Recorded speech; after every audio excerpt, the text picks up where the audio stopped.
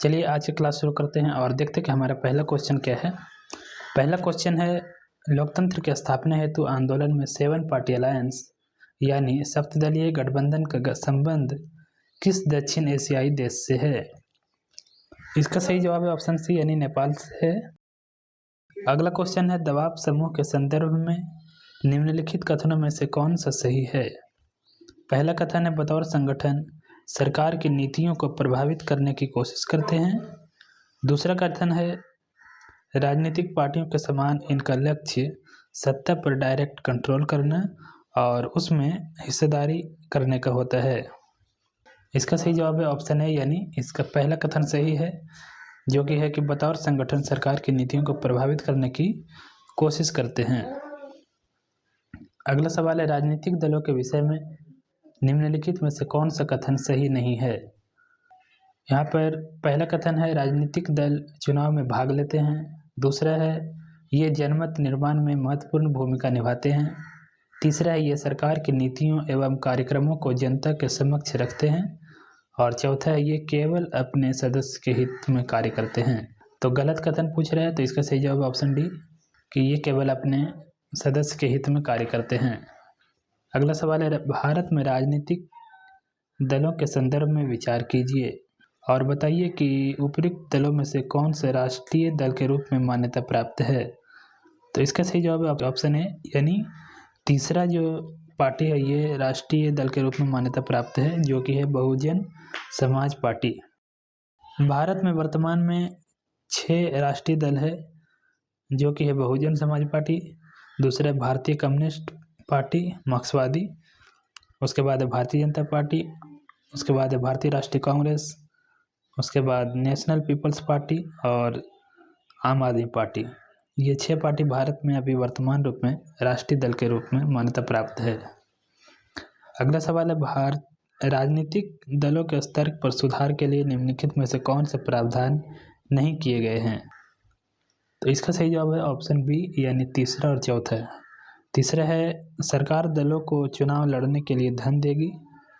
और चौथा है, राजनीतिक दलों में प्रमुख पदों पर महिलाओं के आरक्षण की अनिवार्यता है। तो ये दोनों प्रावधान राजनीतिक दलों के स्तर पर सुधार के लिए नहीं किए गए हैं। अगला सवाल है, लोकतांत्रिक व्यवस्था के विषय में निम्नलिखित में से कौन सा कथन सही है? पहला है, इसने कमजोर वर्ग के सभी भेदभावों को समाप्त कर दिया है। दूसरा है, इसने लोगों के बीच आर्थिक असमानताओं को समाप्त कर दिया है। तीसरा है, इसने राजनीतिक गैर बराबरी के विचार को समाप्त कर दिया है। और चौथा है, इसने लोगों के बीच टकराव को समाप्त कर दिया है।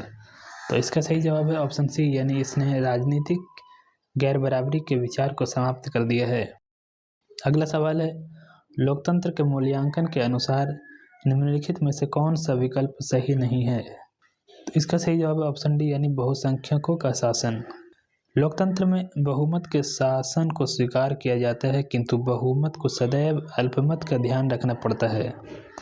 इसलिए लोकतंत्र का अर्थ केवल बहुसंख्यकों का शासन नहीं होता है।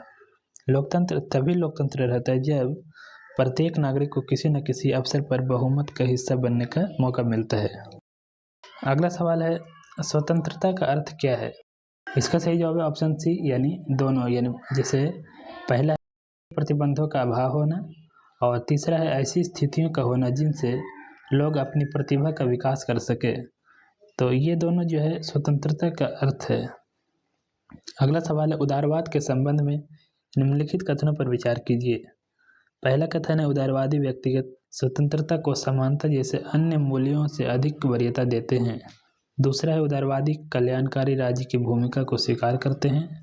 तीसरा है, उदारवाद के अनुसार सामाजिक और आर्थिक असमानताओं को कम करने वाले उपायों की जरूरत होती है। तो उपयुक्त कथनों में से कौन से सत्य हैं? तो इसका सही जवाब ऑप्शन डी यानी तीनों कथन सही है। अगला सवाल है, तुम जो कहते हो मैं उसका समर्थन नहीं करता, लेकिन मैं मरते दम तक तुम्हारे कहने के अधिकार का बचाव करूंगा। यह कथन अनुच्छेद 19 के द्वारा दिए गए 6 स्वतंत्रता के अधिकारों में से किस अधिकार के विषय में कहा गया है? तो इसका सही जवाब है ऑप्शन है यानी वाक एवं अभिव्यक्ति की स्वतंत्रता के अधिकार। ये कथन वाल्टेयर का है। ये कथन वाक एवं अभिव्यक्ति की स्वतंत्रता का अधिकार के विषय में कहा गया है। भारतीय संविधान में भारतीय नागरिकों को अनुच्छेद 12 से 35 तक 6 मूल अधिकार दिए गए हैं, जिनमें स्वतंत्रता का अधिकार अनुच्छेद 19 से 22 तक दिया गया है। इन्हीं स्वतंत्रता के अधिकारों के अंतर्गत अनुच्छेद 19(1)(a) में वाक एवं अभिव्यक्ति की स्वतंत्रता का जिक्र मिलता है। तो इस सवाल का सही जवाब है ऑप्शन ए, यानी वाक एवं अभिव्यक्ति की स्वतंत्रता का अधिकार